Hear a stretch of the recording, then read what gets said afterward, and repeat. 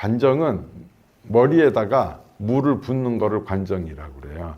그리고 우리가 부처님 오신 날 되면은 아기 부처님께 관불, 그러니까 부처님을 목욕시키는 걸 하잖아요. 그러니까 물을 붓는다는 게 일종의 목욕시켜준다는 의미가 있고,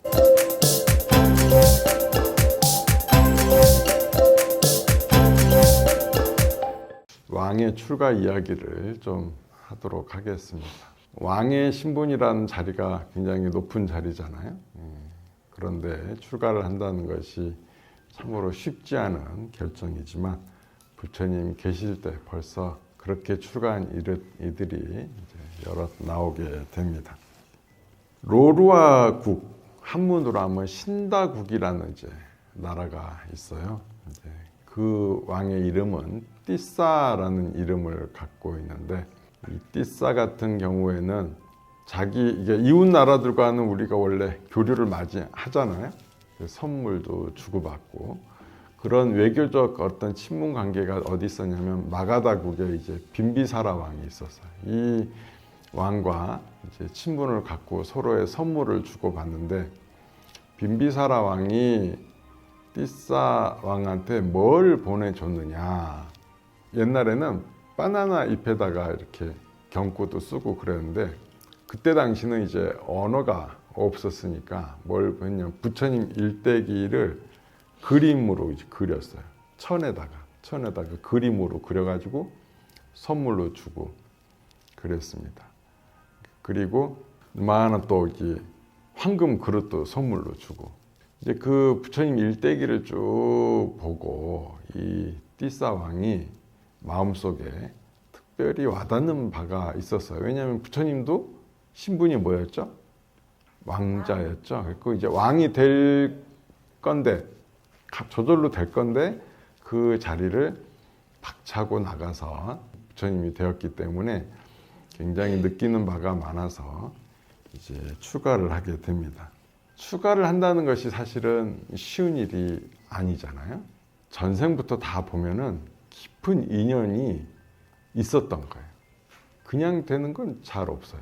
전생에 깊은 인연들이 있었던 그런 것들이 모여서 이렇게 되는 건데, 내 아는 스님은 어렸을 때부터 자꾸 상으로 올라가더래. 밥상에 올라가. 어른들한테 그렇게 혼나도 그렇게 거기가 자기 자리라는 거예요.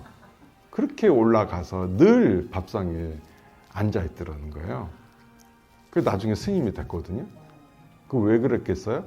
그렇지, 법상에 올라가서 늘 가르쳐 주던 게 습이 돼가지고 본인 자리가 원래 그런 그 윗자리인 거죠. 그리고 저 같은 경우는 제가 어렸을 때는 절에 안 다녔어요. 초등학교 때. 어려서는 저 어디 다녔냐면 이제 성당에 다녔는데, 제가 그 100일 기도를 했거든요. 100일 기도. 100일 기도를 했는데 새벽 5시인가? 거기는 미사를 그때 봐요. 가는데 거기 보면 이 기도서가 있잖아요. 그러면 이제 거기는 전송과 후송으로 해갖고 앞에 거는 신부님이 외우고 신도들은 그 뒷부분을 외워. 근데 나는 그때가 내가 초등학교 5학년인가 4학년인가 기억은 잘 안 나는데, 그때쯤에 그 신도들이 읽는 부분을 읽는 게 싫었어요. 나는 그거 읽고 싶지가 않아. 그래가지고 신부님이 읽는 부분 있죠? 저는 그 부분만 읽었어요. 그래서 신도들이 읽는 부분 있죠? 저는 입을 꼭 닫고 있습니다. 그 신도들이 한 걸 들어. 그러다가 신부님이 할 차례가 되면 이제 내가 또 이제 입으로 기도하십시오. 뭐 내가 이러고 있는 거지. 그러기를 내가 100일을 했다. 지금 와서 생각해 보면 내가 출가를 하려고 뭔가 이게 이런 자리에 가려고 한 게 아닌가 하는 그런 이제 생각이 듭니다. 이 띠사 스님도 전생에는 이제 어떤 인연이 있었느냐. 이 스님 같은 경우는 전생 가섭 부처님 시절이었어요. 서가모니 부처님 바로 직전 부처님 때죠.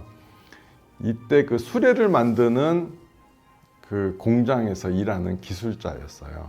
근데 부처님을 만나고 너무 기뻐가지고, 수레라는 게 이제 나무로 이렇게 만들잖아요. 그래서 이걸로 굉장히 좋은 전단향 나무를 구하는 거예요. 그 나무는 굉장히 좋은 향이 나기 때문에 그걸로 부처님께서 그 그 상에 앉아서 주무셨으면 좋겠다 해가지고 침상을 만들어 드렸는데 전단향으로 쫙 만들어 드려서 굉장히 귀한 나무로 만들어서 보시를 한 거죠. 그래서 부처님께서 거기서 항상 주무셨습니다.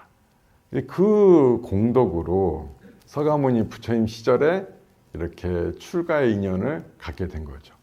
오랫동안 또 수행도 하고 이랬습니다. 그래서 이분 같은 경우는 깨달음을 나중에 얻어서 아란의 위치에 오르게 돼요. 올라서 시를 한 수를 지었는데 값비싼 동바루와 화려한 황금바루를 버리고 흑바루를 얻었으니 이것은 나의 두 번째 관정이다 했어요. 이때가 되게 옛날이라 동바루도 비쌌어요.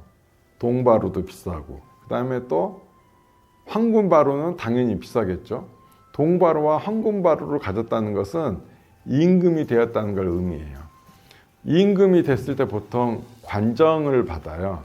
관정이 뭐예요? 관정은 머리에다가 물을 붓는 거를 관정이라고 그래요. 그리고 우리가 부처님 오신 날 되면은 아기 부처님께 관불, 그러니까 부처님을 목욕시키는 걸 하잖아요. 그러니까 물을 붓는다는 게 일종의 목욕시켜준다는 의미가 있고, 옛날에 왕한테 관장한다는 의미는 뭐냐면 그냥 아무 물이나 뜨는 게 아니고 여러 나라, 자기네 나라 주위에 바다나 강에서 물을 해와요. 이거를 사해에서 물을 떠한다라고 표현을 하는데, 그거를 부어줘, 섞어서. 왜냐면 이 대륙을 다 통일해라, 큰 왕이 되라, 뭐 이런 뜻을 품고 있는 거예요. 이 띠사 왕은 첫 번째 관정을 받았죠. 자, 그런데 이제 출가를 했어요. 출가를 했더니 바루가 어떤 바루를 썼느냐? 흑바루를 썼다는 거죠. 흑바루. 그 흑바루를 쓴 거죠. 그 전까지는 굉장히 비싸고 귀한 동바루나 황금바루를 썼다가 자기는 이제 아주 볼품없는 흑바루를 가지게 된 거예요. 근데 이거를 뭐라고 표현했어요? 나한테는 두 번째 관정을 받은 거다라고 했어요. 관정을 받았다는 거 굉장히 영광스러워. 왜냐하면 왕의 자리에 오른 거잖아요. 왕자들이 한둘이 아닐 텐데 그 중에 왕의 선택, 그리고 그 나라의 최고의 지도자가 됐다는 것은 굉장히 귀한 자리를 얻었다는 건데, 그게 첫 번째 관정이었다면 자기는 흑바루를 얻은 게 두 번째 관정이다. 그러니까 얼마나 이 흑바루가 귀한 거냐라는 거죠. 우리는 보통 보면은 흑수저, 금수저 해가지고 뭔가 금수저 태나면 야 좋은 일이야 하고, 흑수저 태나면 우리 부모님 왜 그런지 모르겠어 하고 원망과 분노를 쏟아내는 그런 이상한 풍조가 있는데, 이 띠사 스님은 오히려 흑으로 된 바루를 받고 어떻게 됐다? 나에게 가장 두 번째 영광스러운 순간이다 라고 표현하셨어요. 오히려 이런 부처님 가르침을 만난 것이 너무 귀한 인연이다 라고 생각하신 거죠. 마음먹기가 다 나름이다. 이렇게 출가의 인연이 돼서 부처님 가르침을 받는 것을 이렇게 행복해했던 이 스님은 도대체 어떻게 해서 출가를 하게 됐겠어요? 전생에 부처님께 보시를 한 공덕으로, 어떤 거? 전단향 침상을 보시해준 공덕으로 출가를 하게 되었습니다. 우리가 보면 그래서 보시가 육바라밀 가운데 제일 첫 번째에 들어가는 거예요. 보시. 우리 보통 보면은 계율이 뭐 숫자가 들어가는 게 막 있어요. 그런 게 숫자가 들어가면 어지간하면 차례다라고 이해를 하시면 돼요. 평등한 게 아니에요. 순서가 있어요. 계정해 사막, 계율을 지켜야 선정에 들고, 왜? 계율을 지키면 부끄러움이 없어지니까. 선정에 들고, 선정에 들면 뭐가 나온다? 지혜가 나온다. 계정의 사막을 따는 거고, 육바라밀도 똑같은 거. 먼저 보시를 해야 돼. 보시 지계. 여러분들은 보시 지계는 가장 아주 기본적인 우리 불자들의 의무예요. 보시님들께 보시하고 부처님전에 보시하고 그 다음에 계율을 지켜야 돼. 계율. 이거 안 지키면 안 돼. 그러니까 가장 쉬운 거, 가장 기본적인 게 뭐다? 보시다. 내가 보시를 했어. 그럼 두 번째 단계로 여러분들은 가야 돼요. 두 번째 단계는 뭐다? 계율을 지키는 거. 제가 여러분들을 두 번째 단계까지 끌어올리려고 이렇게 매주 일요일마다 팔관제계를 법회를 하는 거예요. 계율을 좀 지켜라.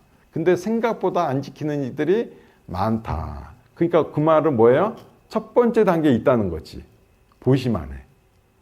곤란합니다. 육바라밀까지 올라가야 되는데 이게 순서도라니까 뭐 6개 중에 n분의 1 똑같아가지고 나는 보시만 지켜도 돼. 나는 계율만 이게 아니라니까요. 차례가 있는 거야. 근데 계율을 지켜야 돼. 계율을 딱 지키고 나면 그 다음에는 수행의 단계. 보시 지게까지는 수행이 아닙니다. 그거는 아주 그냥 뭐 불자라면 해야 할 의무 같은 거고요. 그 다음에 이제 그 단계가 넘어가면 인욕이 되겠죠. 인욕부터가 이제 수행이 되는 거예요. 수행. 참는 거. 그냥 참는 건 아니고 내가 참을 게 없다는 것을 알아차리는 것이 인욕이기 때문에 요거부터 수행이에요. 그 다음에 인욕 다음 뭐예요? 정진이죠. 정진. 인욕을 계속 해나가라. 정진해라. 내 마음을 관찰해라. 정진하고 그 다음에 뭐가 나오죠? 선정. 선정에 드는 거지. 정진을 하다 보면 내가 번뇌망상이 가라앉는 선정에 머무르게 돼요. 그러다 보면 뭐가 튀어나와요? 반야가 나오죠. 반야. 반야가 드러날 수도 있고 내가 반야를 관찰할 수도 있고 두 가지 다 할 수가 있습니다. 그러면 육바라밀을 성취했다. 육바라밀을 성취하면 뭐예요? 보살이 되는 거죠. 보살은 부처님이 되기 직전의 단계고 그 이후에 바로 부처님이 되는 것이겠죠. 그러니까 여러분들은 육바라밀은 차례가 있다. 순서가 있다. 대부분의 불자님들은 보시에 머물러 계시고 그러면 곤란하고 지게까지 하시고 지게까지 나오면 그 다음부터는 인욕과 선정으로 가셔야 돼요. 아시겠습니까? 네, 거기까지 우리가 올라가 보도록 하겠습니다. 자, 보시의 공덕이 이렇게 크다. 보시의 공덕. 보시는 가장 기본적인 거니까 여러분들이 이 보시를 많이 하셔가지고 내가 다음에 원하는 바를 성취하는데 이게 밑거름이 되는 거예요. 부처님을 닮고 싶으니까 보시를 한 거지. 그런 것들이 있기 때문에 여러분들은 이 밑거름을 쌓는 보시에 많은 힘을 기울이시기 바랍니다. 그리고 보시 중에 또 특별한 게 뭐가 있냐면 또 화주라고 있어요. 화주. 다른 일을 보시하게끔 도와주는 일을 화주라고 그래. 다른 데 다 쓰이고 보시할 게 한 달에 한 2, 3만 원밖에 나는 돈이 없어. 이러면 내가 다른 일을, 돈 있는 일을 보시하게끔 도와주면 돼요. 좀 좋은 일 좀 해라. 아무한테 기회 안 온다. 이렇게 해가지고 권선을 해서 보시하게 하면 그분이 보시한 공덕도 누구 거다? 우선 낸 사람 거겠지. 하지만 권선한 사람도 똑같은 복을 받는다는 것입니다. 그러니까 화주도 많이 하시기 바랍니다.